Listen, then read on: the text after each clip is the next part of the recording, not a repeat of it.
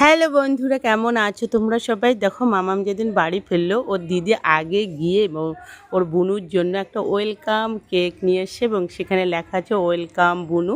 আর রাত্রি 12টার দিকে ওর বুনুকে দিয়ে মানে কেকটা কাটাচ্ছে। আর মামাম তো সেই খুশি যে দিদি ওর জন্য এত সারপ্রাইজ রেখেছে। আর ও যা যা খেতে ভালোবাসে তাই ও রান্না করেছে।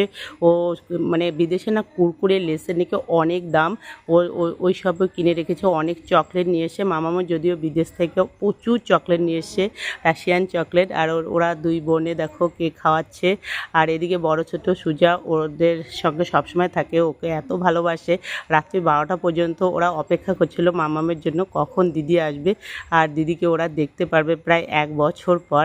আর এদিকে কেক কাটা প্রায় শেষ। আর মামামের জন্য ওর দিদি শরবিলা প্রচুর রান্না করেছে।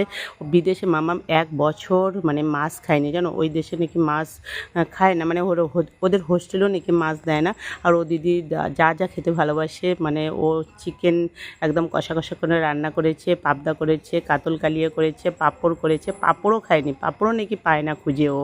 আর হোস্টেলের খাওয়া দাওয়া একদম মানে ভীষণ বাজে। আর পড়াশোনার চাপ আর খাওয়া দাওয়া ঠিকঠাক হয়নি, চেহারাটা একদম শুকিয়ে গেছে। বলছে মা, আমি 1 মাসে প্রচুর ভালো ভালো খাবো, শুধু মাছ খাবো না,